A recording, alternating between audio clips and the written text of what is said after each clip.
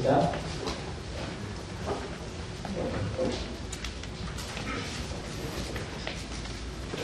네, 여러분 안녕하십니까? 매우 처음 감사합니다. 오늘 소원 날 박수 치셨나요? 예, 그래서 박수를 쳐야 되는지 말아야 되는지에 대해서 의견들이 있었습니다. 그래서 하나님께 영광 돌리는 찬양인데 박수를 받았어야 되겠는가 라는 그런 의견이고요. 그런데 또 학생들이 열심히 한 경우 같은 경우에 저절로 박수가 쳐지는데 어떻게 하란 말인가. 이거를 결정을 못했고요. 많이 기도를 해야 될 것 같습니다. 네. 자, 오늘 말씀의 제목은 피차 복종하라입니다. 20절과 21절을 같이 한번 읽겠습니다. 시작.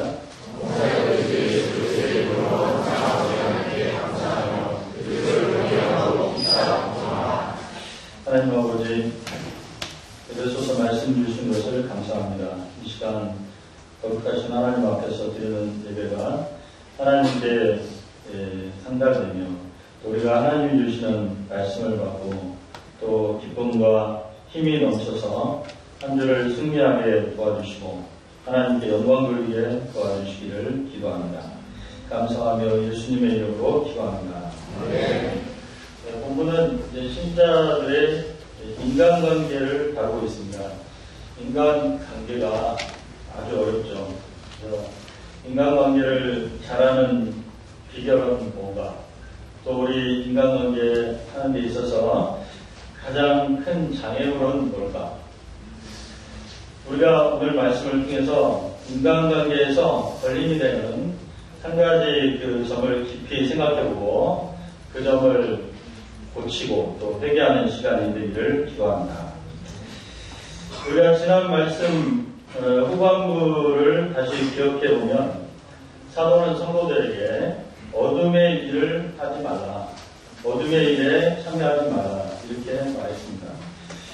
이 열매 없는 어둠의 일, 이것은 첫 번째는 하나님 앞에서 하나님 앞에 설 때 의미와 가치가 없는 일입니다. 지금은 굉장히 의미 있고 뭔가 이제 가치가 있어 보이는데 주님 앞에 설 때 아무런 가치가 없는 일을 말합니다.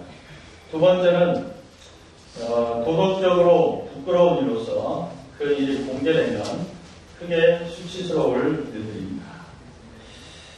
그런데 대부분의 성도들은 거듭난 다음에도 여전히 이런 열매 없는 일들을 반복하는, 후회하고 또 다시 하죠.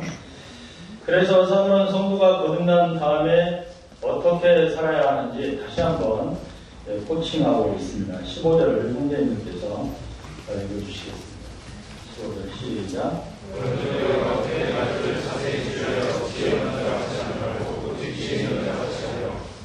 예, 자, 지혜롭게 행동하라 이렇게 권면하고 있는데 지혜는 분별력입니다.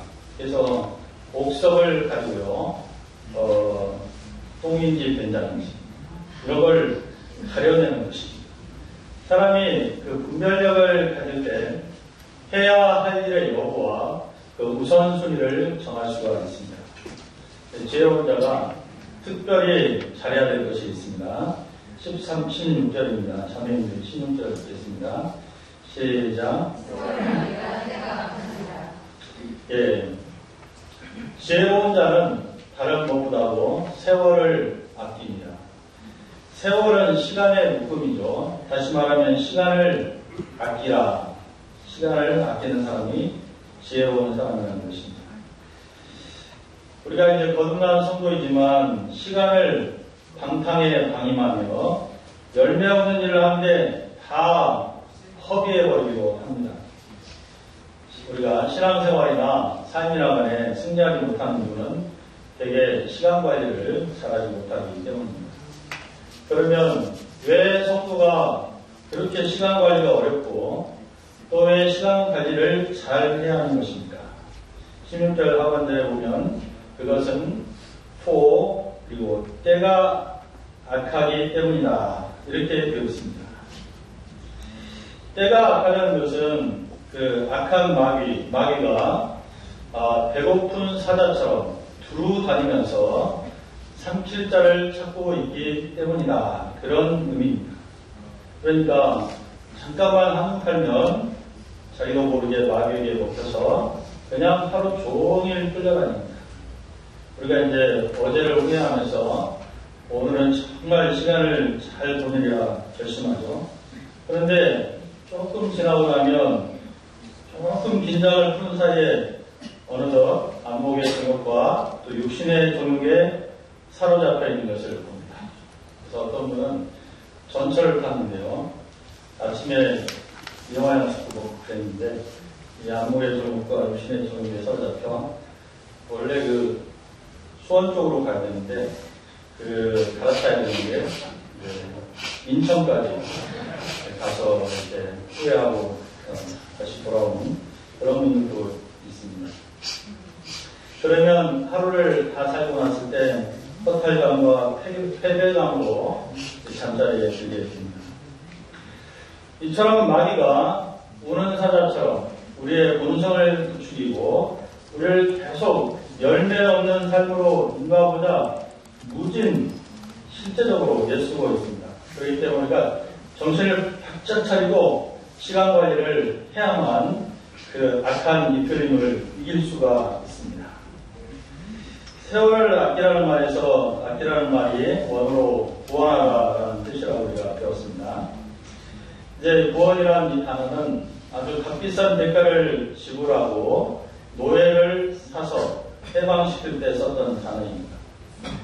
우리가 흔히 시간은 황금이라는 말도 있는데 세상에서 가장 소중한 것은 시간이다. 이렇게 생각해야 합니다. 특별히 거듭난 성도가 갖게 된 그 새 생명의 시간은 참으로 소중합니다. 이것은 엄청난 대가를 지불하고 주어졌으며 또 어떻게 쓰느냐에 따라서 수많은 사람을 살릴 수도 있고 또 그러지 않을 수도 있기 때문입니다. 그러면 시간을 어떻게 쓰는 것이 가장 잘 쓰는 것일까요? 17절을 다 같이 읽어보겠습니다. 시작.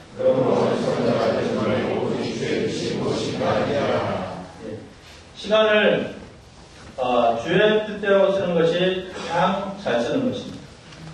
그럼 주의 뜻이 무엇인지 알아야 되겠죠.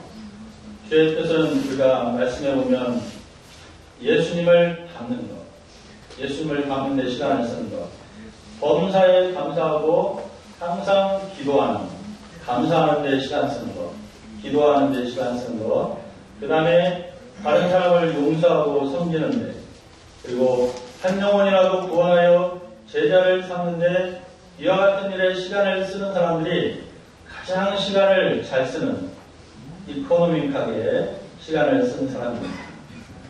시간을 허비하는 대표적인 예가 하나 여기 기록되어 있습니다. 18절을 우리 형제님들께서 읽어보겠습니다. 시작. 예. 자, 여기 술 취하는 것에는 기록되지 않지만 게임을 지나치게 하는 것, 또 흡연도 지나치게 하는 것, 주색 잡기, 마약하는 사람은 없겠죠. 그런 것들도 다 이 술 취한 것에 포함이 됩니다. 그러니까 술 취한다는 것은 대표하는 말로 쓰여졌습니다. 술 취한다는 것은 누가 취한 것에 사로잡혀서 거기서 빠져나오지 못하고 헤어나오지 못하는 것을 말합니다. 사도는 우리에게 술 취함 대신에 성령의 충만함을 가져라고 말합니다. 즉 성령에 취하라는 것입니다. 성령에 취하면 이제 술 취하는 것처럼 왠지 기분이 좋습니다. 그리고 이렇게 담대해지고요. 어떤 어려움도 극복할 수 있고 그 입에서 이렇게 노래가 나옵니다. 술 마신 사람들은 노래를 부르죠. 성령 충만한 삶은 구체적으로 어떻게 사는 것인가 여기서 세 가지를 말하고 있습니다. 먼저 19절을 보시면 영적인 교제에 있습니다. 시와 찬송과 신령한 노래들로 서로 화답하며 너희의 마음으로 주께 노래하며 찬송하며 영적인 교제, 성령 충만한 사람이 힘쓰는 것입니다. 하나님을 높이며 성도들 간에 서로 교제하는 것입니다. 두 번째는 범사에 감사하는 것이죠. 20절을 다 같이 읽겠습니다. 시작.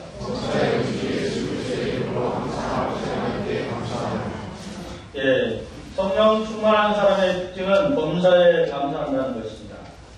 하나님 아버지께서 자신을 사랑하사 독생자를 주신 것을 믿고 있습니다. 때문에 그는 자신의 삶에 일어난 모든 일에 대해서 하나님의 사랑과 그 인도하신 측면에서 해석합니다. 로마서 8장 28절을 굳게 믿고 있습니다. 우리가 알거니와 하나님을 사랑하는 자 그 뜻대로 부르심을 입은 자들에게는 모든 것이 합력하여 선을 이루느니라. 이 말씀과 같습니다. 성령 충만하지 못하면 하나님을 원망하고 사람을 원망하고 불평하고 저주하고 미워하며 낙심하고 주저앉습니다. 하지만 성령 충만한 사람은 하나님의 사랑과 인도하심을 믿게 모든 일에 감사하며 그 의미를 찾습니다. 마지막으로 성령 충만한 사람은 그리스도를 경외함으로 피차 복종합니다. 5절 말씀이죠. 우리 다 같이 21절을 읽겠습니다. 시작. 그리스도를 경외함으로 피차 복종하라. 예, 성령 충만하지 못한 사람은 피차 원망하고 또 싸웁니다. 혹은 팽팽하게 평행선을 그으며 이제 불필요한 기싸움을 하면서 인생을 소모합니다.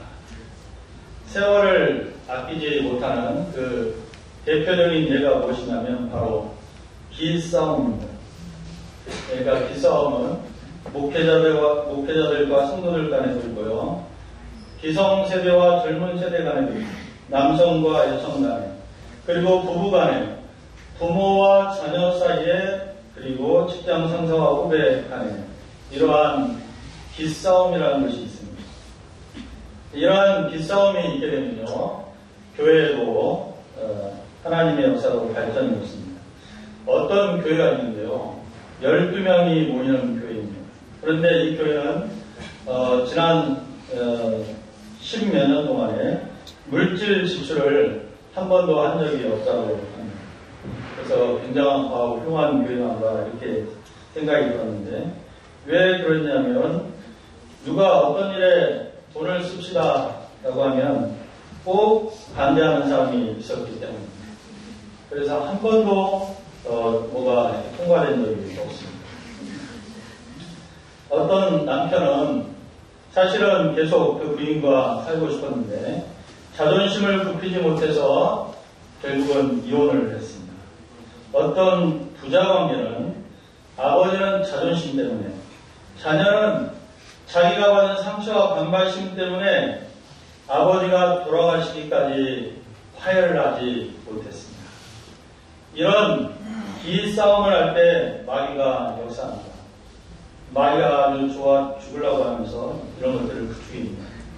그래서 관계를 냉담하게 만들고 더 나아가 파괴하고 누군가에 대해서 냉담한 마음 그리고 한치도 물러서지 않고자 하는 마음을 가진 것은 결코 성령 충만한 마음이 아닙니다. 피차 복종하라고 했는데 이 피차 복종한다는 의미에 대해서 살펴보겠습니다. 우리 기독교 윤리는 일방윤리가 아니라 쌍방윤리라고 우리가 그러죠. 높낮이가 없습니다. 하나님께서 어떤 질서를 주셨습니다. 어떤 직위나 신분을 주셨지만 이것은 다른 이들보다 높다는 의미가 아닙니다. 그냥 질서요 역할일 뿐입니다. 사람은 하나님 앞에서 모두 죄인으로서 평등합니다. 그런데 사람들이 이렇게 기싸움하는 원인이 뭔가 보면 자존심이나 또는 권위의식이라든가 이런 것들을 붙들고 있기 때문입니다. 그래서 상대방의 말이 옳은데도 듣지 않습니다. 피차 복종하라는 것은 타이틀이라든가 권세라든가 자존심이라든가 나이 같은 이런 허울과 껍데기들을 내려놓고 상대방을 통해서 주시는 하나님의 음성을 들으라는 것입니다. 피차 복종하는 것은 상대방이 누구냐는 것보다도 상대방의 말이 옳으냐 그러냐 이에 따라서 상대방의 말을 평가하고 수용하는 것입니다. 이렇게만 한다면 세월을 낭비하는 모든 기싸움들이 사라지고 하나님께서 생산적이고 좋은 방향으로 아주 성큼성큼 나갈 수 있을 것입니다. 우리나라 사람들은 유교적인 배경 가운데 권위와 자존심이 강하죠. 특히 한국에서는 뭐가 중요하죠?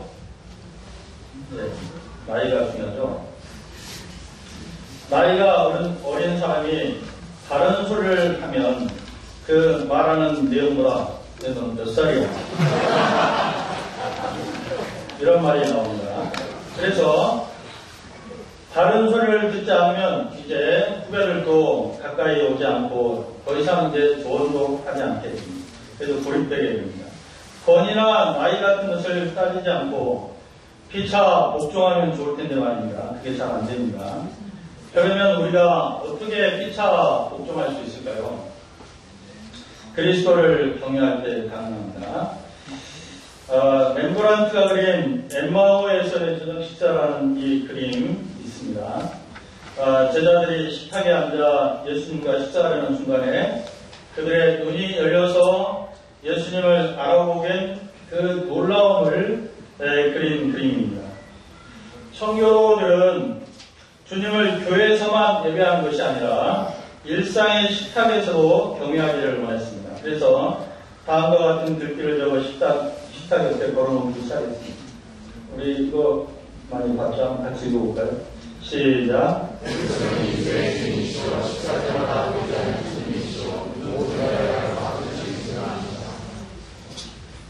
위에 그림이 보이시죠? 네. 무슨 그림인지 보이시죠? 네. 저거 안 보인 사람은 구원을 못 받았어요.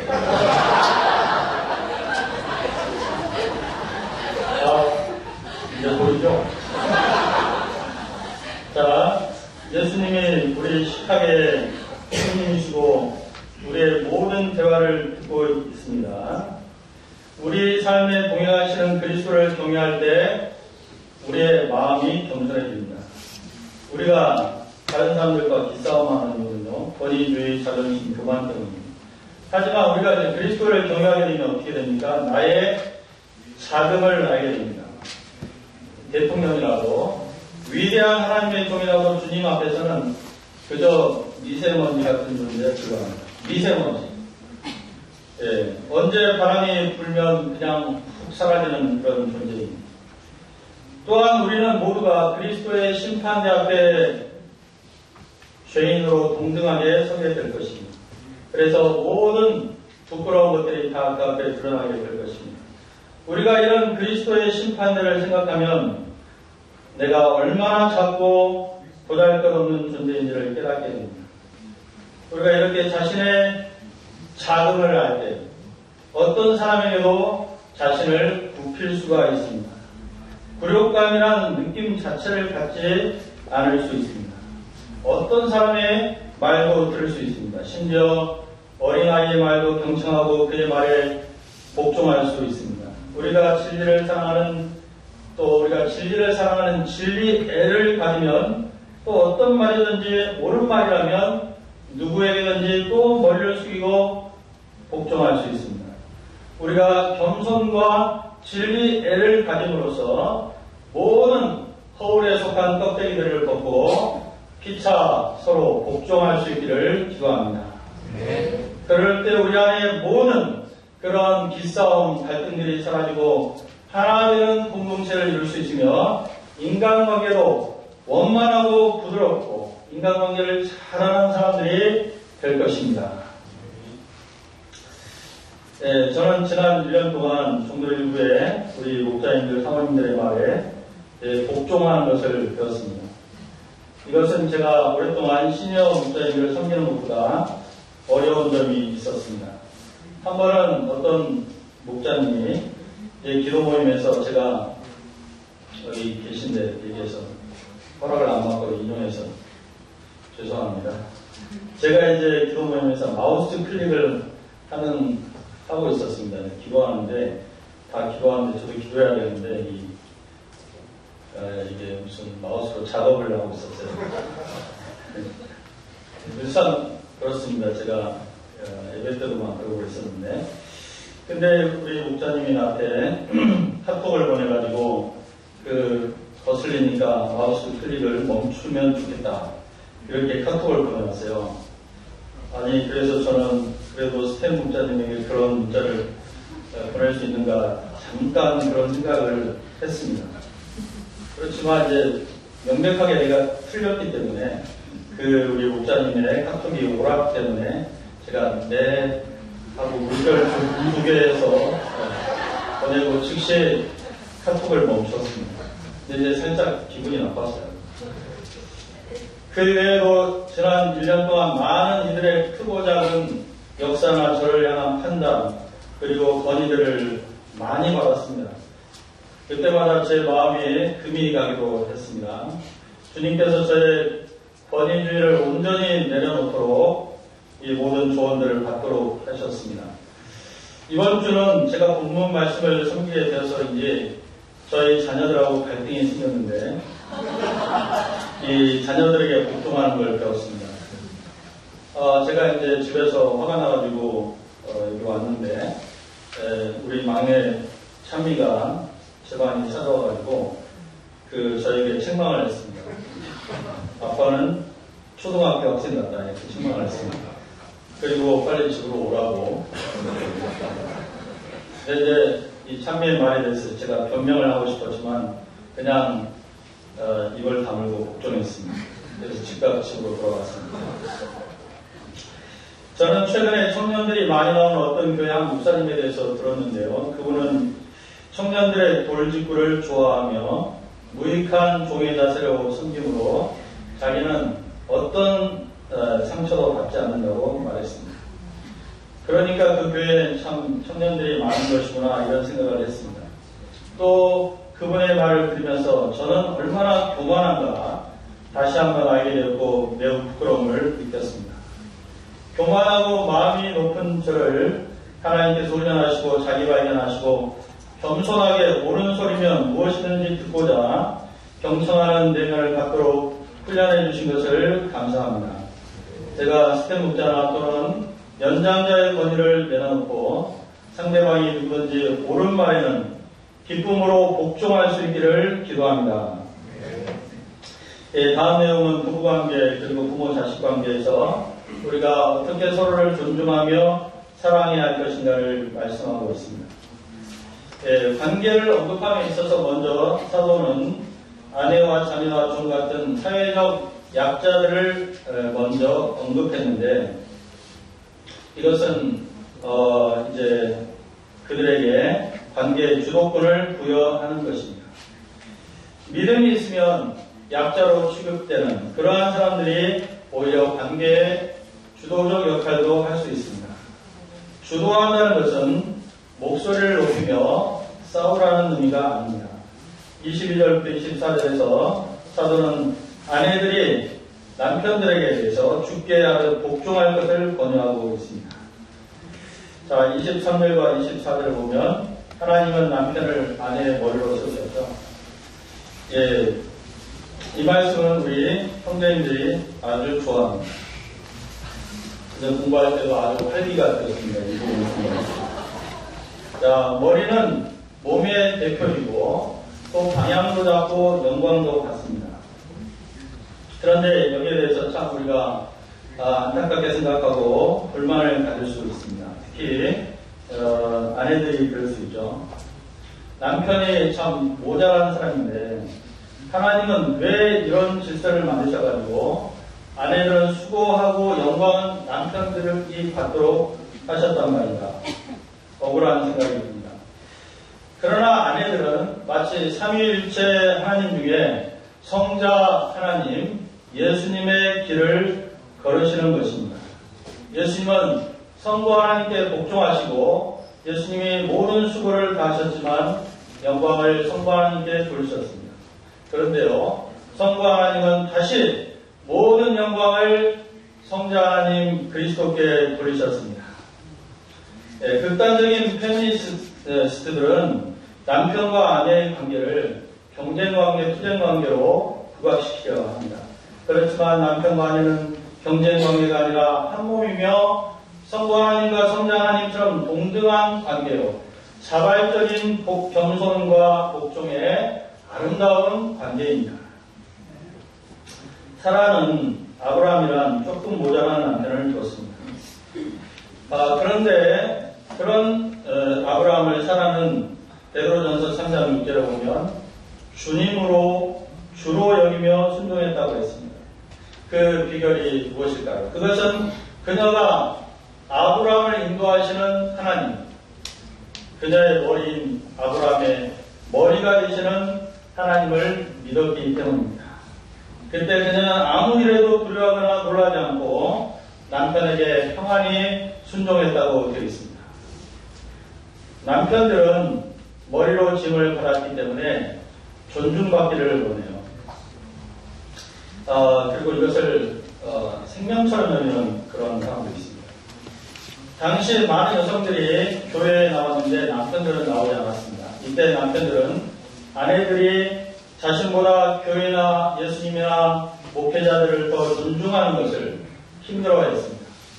이때 성숙한 아내들은 남편들을 존중하여 그들을 감동시켜서 그들이 교회에 나오게 했습니다. 남성들의 머리로서의 이 자존심, 이것을 여성들이 속 좁다고 판단하면 안 될 것 같습니다. 하나님이 그렇게 지으셨음을 존중하여 동역하는 것이 현명하고 좋습니다. 남편들은 아내들로부터 존중을 받으면 그만인가요? 너무 불공평하게 생각될 수 있습니다. 25절을 보겠습니다. 25절부터 긴 내용이 남편이 아내를 어떻게 성기하는지를 말씀하고 있죠. 25절만 읽어보겠습니다. 시작.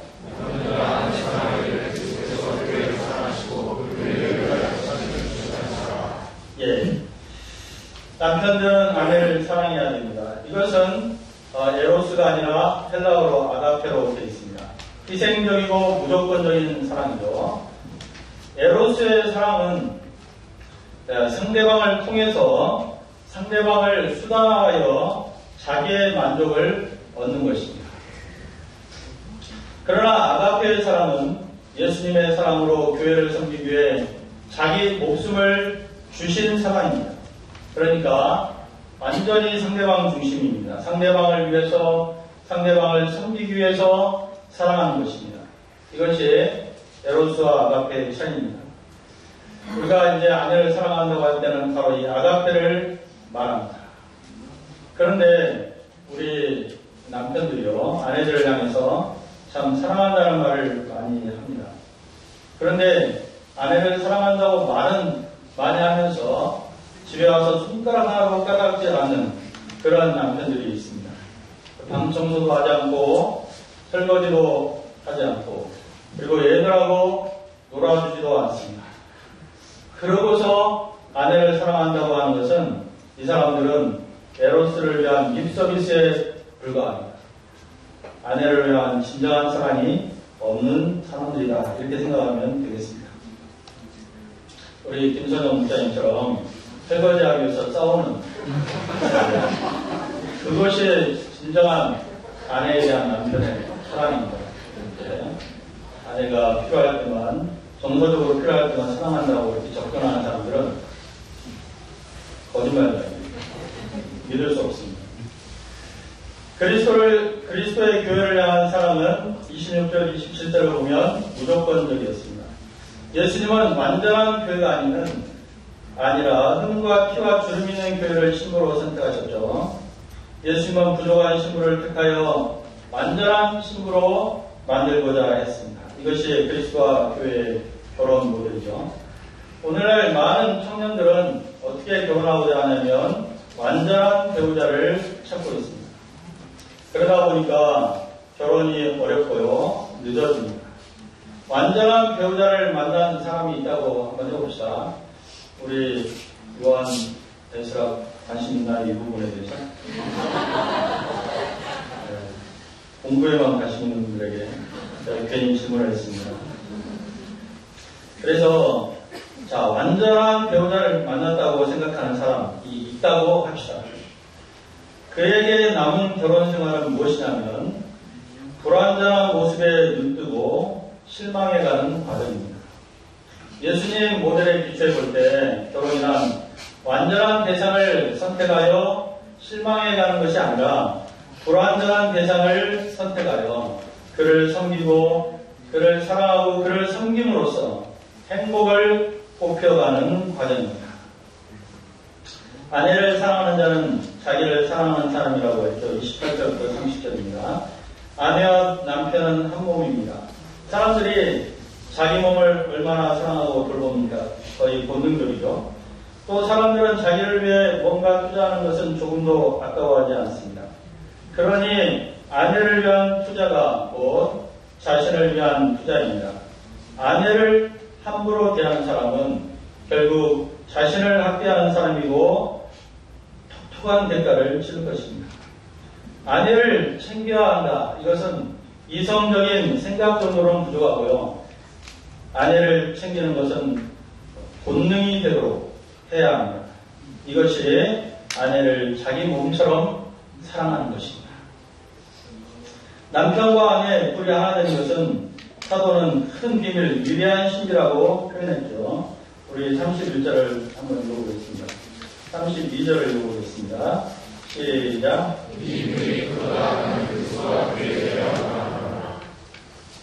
예. 1 더하기 1이 되니까 신비가 아니겠습니다. 이것은 단지 육체적으로 하나님을 의미하지 않고 영적인 하나님을 뜻하죠. 남편과 아내는 서로 닮아갑니다. 그래서 얼굴도 비슷해지고요. 하나의 연합체요. 더 나아가 하나의 인격체가 되어갑니다.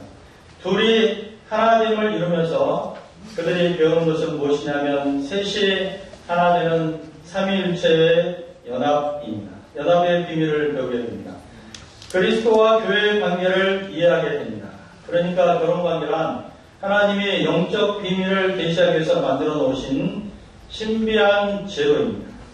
이걸 모르고 단지 생물학적인 이유로 경제적인 편의를 위해서 또는 정서적으로 외롭지 않게 결혼을 하게 되면 그는 결혼이 무엇인지 모르고 결혼했기 때문에 그는 반드시 한계에 이르게 될 것입니다. 결혼 관계를 통해서 그리스도와 교회의 관계를 이해하고 그 비밀을 배워야 합니다. 이러한 방향과 목적이 있으면 결혼 관계는 견고하며 풍성하며 놀라운 영적인 체험들을 해나는 영적 성장에서 아주 중요한 것입니다. 우리가 결혼 관계를 통해서 예수님과 교회의 관계를 깊이 깨달을 수 있기를 기도합니다. 마지막으로 자녀와 부모의 관계를 말씀했습니다. 자녀들은 주 안에서 자기 부모들에게 순종해야 되는데 이것이 옳다고 했고 이 옳다는 의미는 마땅하다라는 뜻입니다. 자녀들은 부모를 통해 존재하였습니다. 부모는 존재의 근원이죠. 또한 부모는 많은 수고를 통해서 자녀를 낳았고 그들이 알지 못하는 많은 헌신을 했습니다. 우리 어떤 그 이야기에 보면 시에 보면 나오죠. 엄마는 생선을 싫어하는 줄 알았어요. 그 어머니라는 시가 있습니다. 어머니도 생선 좋아하는데 안 먹는 것이죠. 사람이 자신의 존재의 근원을 존중하는 것에 대해서 하나님은 상을 약속하셨습니다. 그 이유는 부모를 공경하는 것이 인간이 하나님을 공경해야 하는 이유와 동일하기 때문입니다. 하나님은 만물의 근원이요 인간 존재의 근원이십니다. 그래서 하나님을 아버지라고 부르죠. 그러므로 우리는 하나님을 공경하며 감사해야 합니다. 또 부모를 공경하고 감사해야 합니다. 부모를 공경하라고 할 때 주 안에서라는 단서가 그렇습니다. 그러니까 부모님이 하나님을 공경치 말라고 하는 말씀을 해요. 우리 요한에게 백요셉 목사님이 주일예배 나가지 말아라 이렇게 방향을 줘요. 그러면 이제 요한은 어떻게 해야 되겠습니까? 아버지를 잘 보면서 그러지 마십시오. 부모님들이 또 너무 무리하니까 새벽 기도도 나가지 말고 그렇게 또 고3이니까 학원에 가서 공부만 해라 이렇게 하더라도 이제 하나님 안에서 공경하는 것이기 때문에 그렇습니다.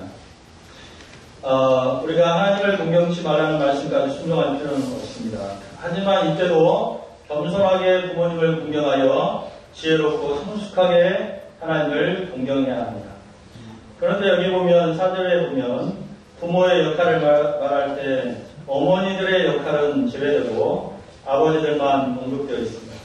그래서 이것이 아버지가 가장이기 때문에 아버지의 권위를 높이기 위해서 쓴 것인가 이렇게도 볼 수 있지만 아버지들이 자녀 교육에서 가장 문제이기 때문에 썼을 것으로 생각이 듭니다. 왜 아버지가 자녀 교육의 문제로 등장하냐면 아버지들은 어머니들과 다르게 권위와 힘을 가지고 있기 때문에 그 권위와 힘으로 자녀들에게 상처를 줄 수 있기 때문입니다. 자녀를 노엽게 한다는 것은 아버지들이 부당한 권위 행사를 하고 과도하고 부적절한 징계를 함으로써 자녀들의 마음에 아버지에 대한 분노와 실망과 냉담함을 주기 때문입니다. 그래서 차후에 교육이 이루어지지 못하게 합니다. 그러므로 아버지들은 다른 무엇보다도 이것을 반드시 해야 하는데 자녀들에게 항상 존경을 받고 수긍할 수 있는 존재가 되어야 합니다. 교훈은 천천히 하더라도 이 관계를 유지해야 합니다. 그래서 어떤 경우에도 인내하며 최대한 온유하게 섬기고 사랑의 관계를 유지해야 합니다. 자녀 교육이 어렵더라도 자녀를 절대로 방치해서는 안 되고 어떻게든지 사랑의 관계를 유지하면서 조금씩이라도 주님의 교훈과 훈계로 양육해야 합니다. 말씀을 정리하도록 하겠습니다. 이상에서 우리가 거듭난 성도는 세월을 아껴야 한다. 이 한 가지를 배웁니다. 무엇보다도 우리가 인간관계에서 이 소중한 세월을 아껴야 하는데요. 그것은 바로 불필요한 사람들과의 기싸움하고 자존심 싸움하고 평행선 긋는 그와 같은 것을 하지 말아야 한다는 것입니다. 그리고 그 비결은 피차 복종하는 것입니다. 우리가 오늘 말씀을 통해서 우리에게 있는 모든 권위주의, 자존심, 교만한 마음, 나이 이러한 것들을 다 내려놓고 피차 복종할 수 있기를 기도합니다. 그래서 겸손히 상대방의 옳은 말을 들을 수 있기를 기도합니다. 그렇게 해서 우리가 세월을 아끼고 불필요하게 소모전을 하지 않고 마귀의 종이 되지 않고 주님의 뜻을 섬기며 아름다운 성령의 열매를 풍성히 맺어갈 수 있기를 기도합니다.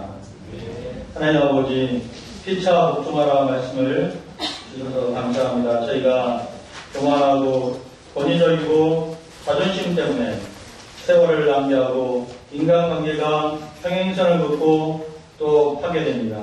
저희가 모든 교만과 자기와 이제 이 기득권들 모든 것들을 내려놓고 피차에 복종하며 아름다운 성령 공동체를 이루고 인간관계를 형성해 나갈 수 있기를 간절히 기도합니다. 예수님의 이름으로 기도했습니다. 다 함께 일어서서 찬송가 544